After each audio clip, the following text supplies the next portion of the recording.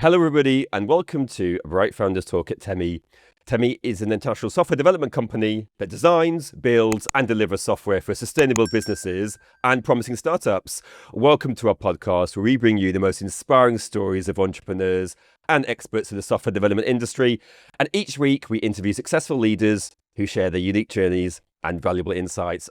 I'm your host, Barry, and today we're lucky enough to have an amazing guest joining us, Jay Lohman, founder at Voice Sonic Labs. Hello, Jay. Welcome to the podcast. Hey, Barry. Good day to you. Thank you for welcoming me. I appreciate it. Looking forward to this today. We are grateful for your time. We know that you're a very busy man. And we were just talking just before we started about the storm that you have there, and we can hear some remnants of it now. How are you coping with the weather out there? Is it what you expected when you moved there? Yeah, it doesn't bother me. Anyone that complains about the weather will complain about anything, but I think it's a case of making sure you're dressed for the seasons, right? So yeah, I'm used to it. Not a problem. I don't mind getting Perfect. So people might not know who you are, and I feel sorry for them. So tell me about those people who don't know you and the company that you work at.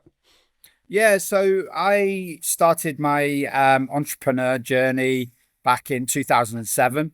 Started a very niche product called On Hold Marketing. This was before bots, websites were like driving traffic through many different channels, social media, etc. So we were providing companies like Panasonic, Audi, Alibaba, to name a few. We had like over 12,000 clients over a 10-year period. And then in 2017, 2018, we saw a decline in the marketplace because of what I just mentioned. So I thought, right, we need to do something about this. I exited the company in 2019, took a year off, lived like a rock star, got bored, and then fell into voice AI. Natural progression was what our previous product was, voiceovers. So I've been in the industry, for over 20 years, to be fair. And yeah, it was just something that I love. It's something that I enjoy doing. And over the past 5 years, we had a mobile application that had around 100,000 downloads, 80,000 paid users. And this was a text-to-speech application. Again, before anyone had heard of 11 Labs or any of the other companies that are around today. And then we took a massive hit when ByteDance released their text-to-speech feature on TikTok, and Meta, previously Facebook, released their version on Instagram Reels. So it really, excuse the term, it kicked us up the arse, and we had to step away from that. And we could have kept going, but to be honest, it would have been a fruitless journey. So then we created a web application, which pretty much was doing the same. And then we launched two products, Voice Air, Dub Air. And then from that point, we now have a product that's about to launch next month called VSL, which is both of those products integrated. We've basically molded them together, and we have our own proprietary lip sync model. And yeah, it's crazy at the moment. Like the feedback we've been getting over the past 6 months has been nothing but positive. And yeah, we're blessed to be able to be in this position. Have you always been interested in like running your own company, being a founder? Some people, they like being a follower, and some people like being a leader. Which are you? Yeah, that's a good question. I was speaking to someone the other day about this, and like over the past 18 years, there has been times where I thought, should I just go and work for someone because it's easier? But when you look at it, it's not always easier. There's pros and cons of both, but I've loved it because I really don't like working for people. I've had bad experience with employers in the past. So I just thought to myself, if they can do it, I can certainly, have a good go. And, I haven't looked back in the 18 years, got another 3, maybe 4 years before I step away from the corporate world and go and do something completely new. But I feel like, we're with a few VCs, we have a great network. And I say to them, and some of them don't believe me, but I'm 48 next in March. And I said to them, I feel as strong, as positive, and I have as much energy as I did when I first started my company. The good thing with that is I've now got the experience to be able to navigate. And just as important, I've got a fabulous team that, that we all support each other. We all have the same vision. And it's taken us 12 months to get this team together. So we're sort of like the Avengers of voice AI, to be honest. Well, I'm only a couple of years younger than you, so after this podcast, maybe you could share some of your secrets of how you maintain your Not a positive problem. attitude. That would be great. Free of charge. The price is right then. Perfect. Was there an early moment or insight that convinced you that like voice and audio technology was ready for like a major leap forwards? Yeah, that's a fantastic question. So when we first started, there was actually only Amazon Polly, which is a voice engine through Amazon AWS it was. And back then the voices were so robotic. However, we could see that the technology was advancing so quickly. And within 2 years, there was there was cloning, but it wasn't as powerful as it is today. So about 2022, we saw a massive shift in the technology, and what that did for us and what it's done for the whole marketplace is 2 or 3 years ago that the market wasn't ready, or should I say the technology wasn't ready for the market. Now it's in such a prime position, and there are global companies using voice AI. We've got some of the largest enterprise clients that are using voiceovers now, lip syncing. So this is only going to go one way. It's still in its infancy stage, if I can be honest. And we see that within 2 years, like we're in a position now where we can dub and lip sync a video of 30 minutes. By the end of this quarter, it will be 60. By the end of this year, we will be able to do a full feature length movie. So that's how quickly, like 2 years ago, that wasn't possible. But the advancements are so exponential that the market is actually trying to play catch up with the technology now rather than the other way around. Yeah. So for listeners new to like who Voice Sonic Labs are, like who is it built for? Who are your customer base? Love it. Yeah. So a lot of people think that VSL, our product, is for everyone, and it's actually not. ICPs, our target markets, are production houses, creative agencies. I sort of what's the other one I'm thinking of now? E-learning. I would say it's a niche, and the reason why we're targeting them is because we know that right now, due to my network, due to my experience, our team, and everything else that's currently going on outside of what we're doing, we see a fantastic opportunity to be able to target those specific enterprise clients because they're ready now and they have the money. They're paying ridiculous amounts of money for the traditional methods of voiceovers, dubbing, translation, and lip syncing, and we're reducing the cost by 80% and delivery times by 90%. So logically, it makes sense as long as the technology's there, as long as the accuracy, the translations. Like we're about to penetrate the Japanese market. We showed a video to a large agency in Japan earlier this month, and they were blown away. They were like, "There's no way this is real." I'm like, "Yeah, we've got it." So we're very blessed to have what we have. So what differentiates your company from the competition out there? Good question. And again, quite simply, we're going in the opposite direction to the mainstream. The reason we're doing that is, and this has come from experience, our two previous products, we were overloading them with features, just ridiculous amounts of features. And after about a year, we put a message out or we sent like a survey, because I had a funny feeling that the features, and this is my fault because I was so giddy and so excited that, let's get text to music in, let's get this in.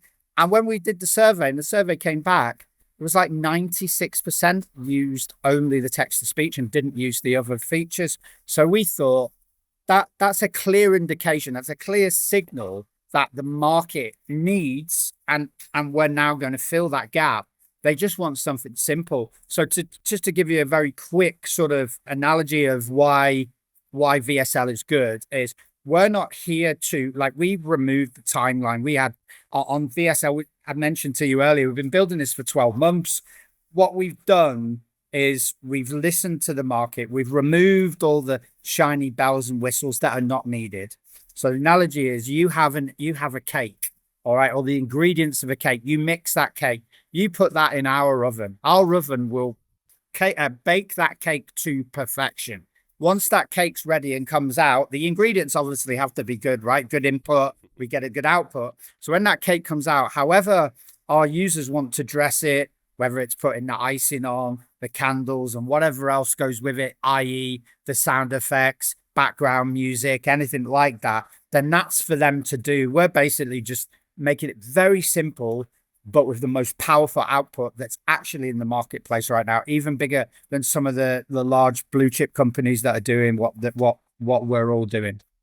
So I think you may have indirectly answered it, but I just want to ask you just a little bit more generally. In terms of like you, are you like a fantasy person? Do you like to have go the biggest and fastest and biggest things ever, and you have to be kind of like pulled back down to ground? Or are you quite pragmatic as a leader? I used to be the former. And through many lessons, lots of money, and many mistakes, I've gone the other way. And to be honest, the team, like my previous teams have, with all due respect, have always been sort of yes men, right? Now I've got a team that will tell me no, and I won't like. I will question it, but I won't question it with the intent to say no. I question it so I can learn from what the reason why they're telling me no. So yes, I used to be, let's just put everything, let's build as much as we can. Let's make a lot of noise. Now we're the other way. I said to a company last week, we will silently make a massive seismic change in what we're about to achieve, what we're going to do for our users to be able to support them. So we're moving in silence. We're going to be Sounds incredible. Sounds incredible. Sounds very exciting. Where do you see the biggest opportunities for voice technology, especially in delivering real value? Oh, well, with voice right now, without going off onto too many tangents, if we talk specifically about the media and entertainment industry, we see now that there's a pivot happening where these companies are now spending ridiculous amounts of money. Like there's one company that we have on our books that are spending for one language $40,000 a month for English, like for 100 hours of content. Right? We can now do that for, well, they'll pay a platform fee, about $14,000, and then a usage fee.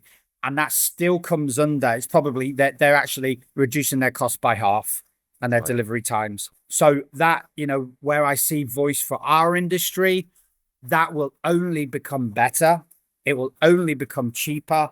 And we're within, as you may have seen, there's some things now happening with AI movies. At some point by the end of this decade, so what are we in? Within 4 years, I would say the majority of movie studios will start to use dubbing and lip syncing from AI. It's going to be a massive pivot. That'll be an incredible use for their time of not having to go through multiple translations, not having to do reshoots, etc. That will be a massive money saver, won't it? 100%. Without getting too technical, how do you ensure voice systems are accurate, reliable, and adaptable across like different environments and users? Well, the good thing is I'm not a technical person. My CTO or our team will answer that for you. However, what I've learned is that you find that right now, I would say probably 60 to 70% of the market are all using the same voice engines, right? Because it's expensive to build your own voice engine. You're looking at $1 million plus just to get the foundational languages. Where we see things is that the accuracy of the voice engine comes from data.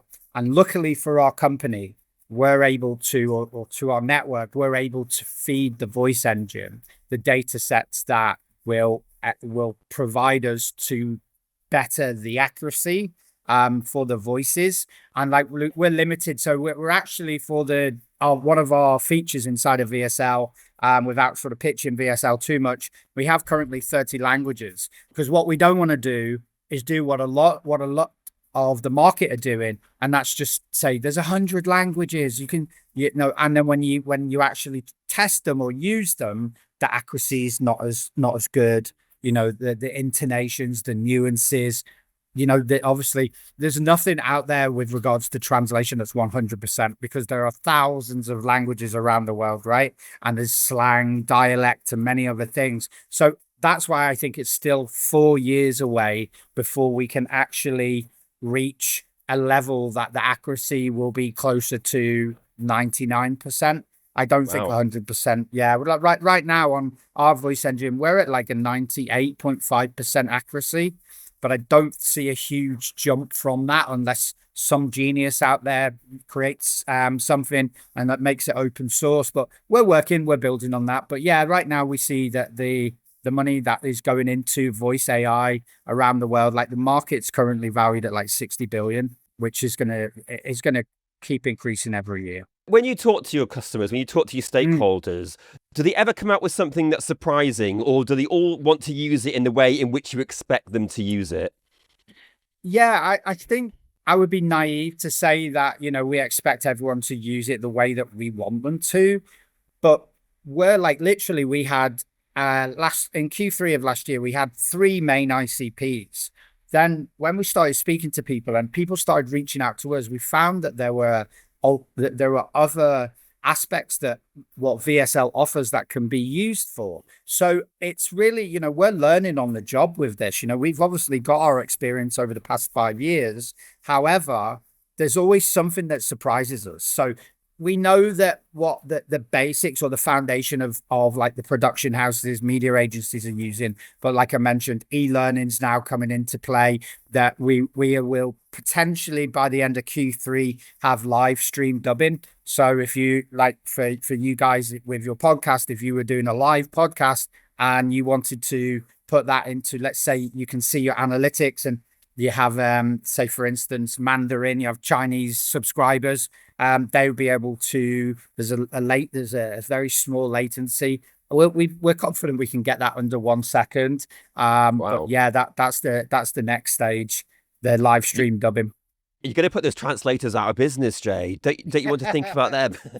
Well, listen, I've had this question many times. I've had a lot of, voice artist attackers, which is fair enough, totally understand. But there's 2 points to this. There's two ways to look at it. You either move with the technology like we did. Like I said, my previous company, Bespoke Marketing Global, we saw in 2017 a downturn in the marketplace. And I knew at some point that that people calling into businesses wasn't going to like completely vanish, but it was more steering towards, like I said, email, agents on websites, etc. So it's either a case, do you move with the technology or do you just do the same thing that you've always done?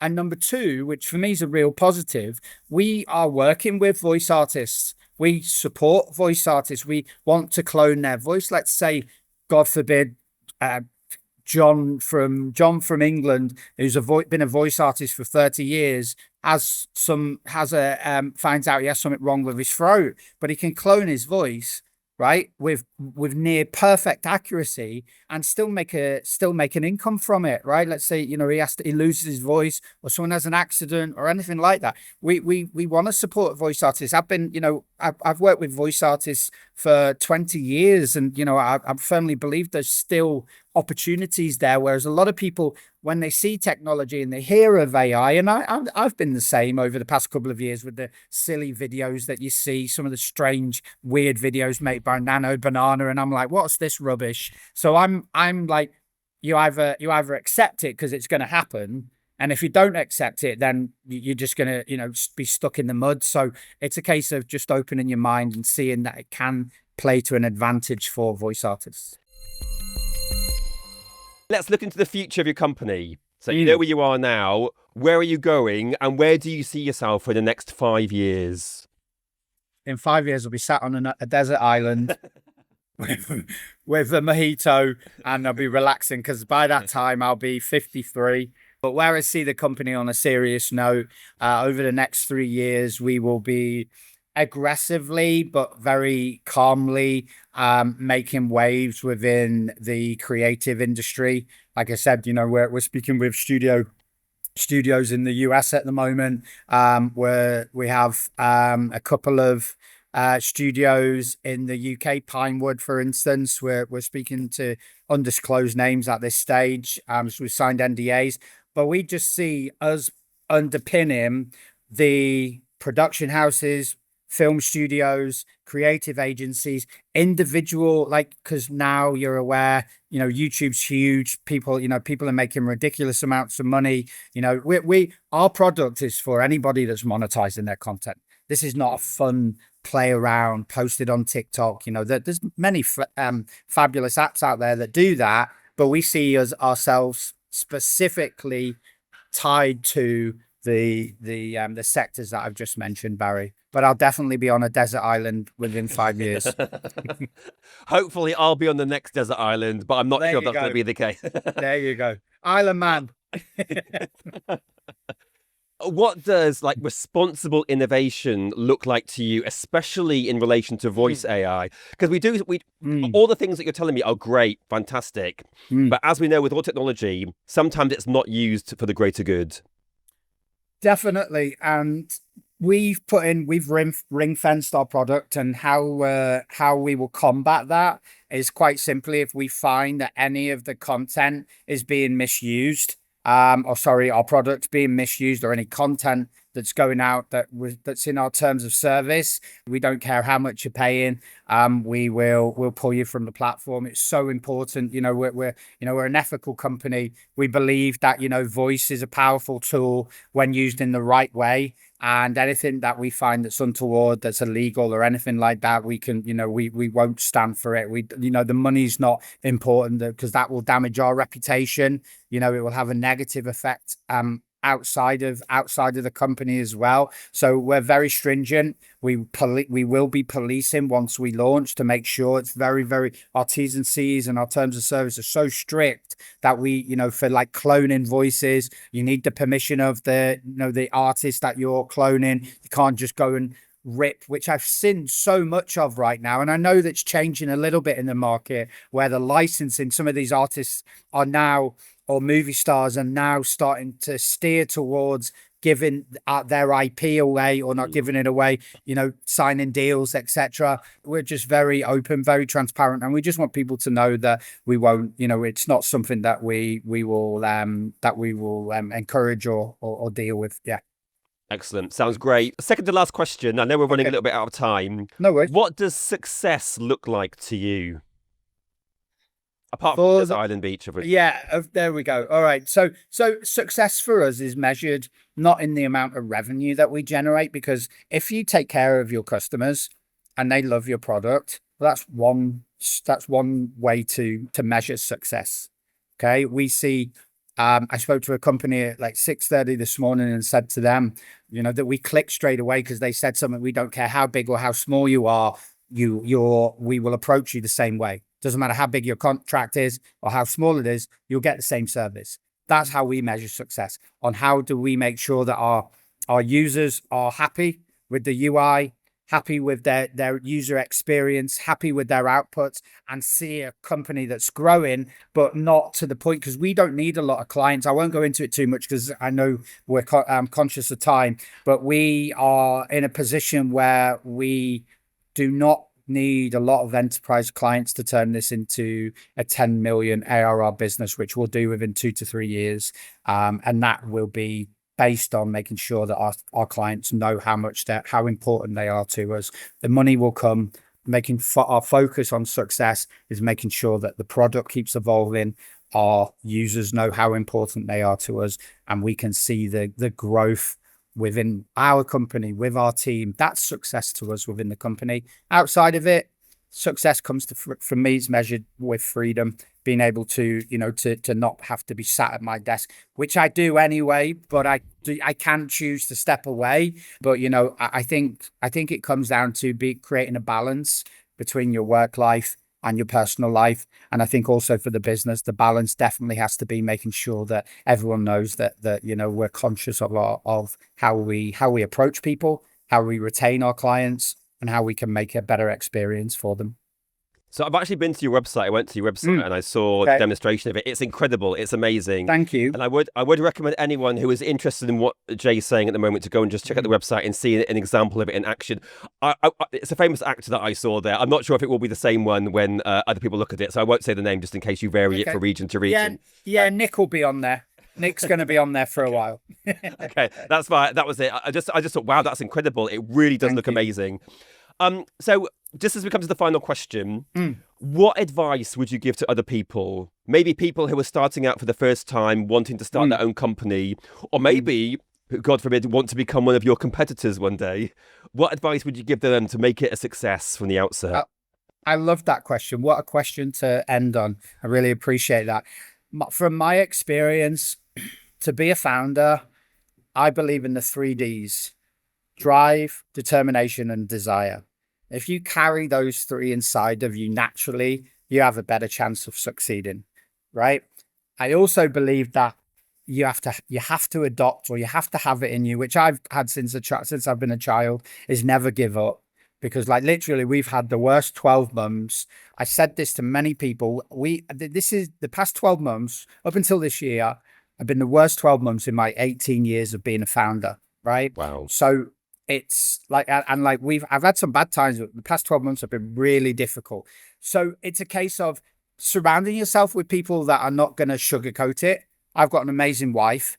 She, amazing daughter. They understand, how important this, the company is to me. I've learned a lot. And I think just having that never say die attitude, never give up. If you believe in it, don't start something if you don't believe in it just because you want to make money. You have to have a passion for it. And I think that goes back decades, if not centuries. If you want to be successful, whatever it is, you have to believe in yourself. You have to really have the mental ability to know that when you wake up in the morning, you might not want to get out of bed. I've done that over the past 18 years, but the majority of the time that you do. And if you get up, make it worth your while. That's pretty much it. And anyone wants to be a competitor, I love that. I love seeing people win. I'm a massive.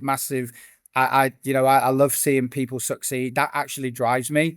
I'm quite an empath, so I love to see others win, and that even strangers that I have no connection with, especially on LinkedIn. I'm quite active on there, and I love, if I'm able to, anybody who's watching this podcast, if you want to reach out to me and I can help in any way, just drop me a message on LinkedIn or email me, whatever you want to do. And I'll give you my time to be able to, if I could give something back in the past 25 years of being in business, 18 of being a founder, why can I not give some time to somebody that wants to start on their journey? That drives me.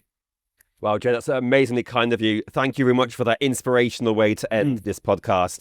Jay, I just want to thank you so much again for taking the time to speak with us today. I know you're a busy man, but it's been an absolute pleasure talking to you. Thank you. Appreciate you too, Barry.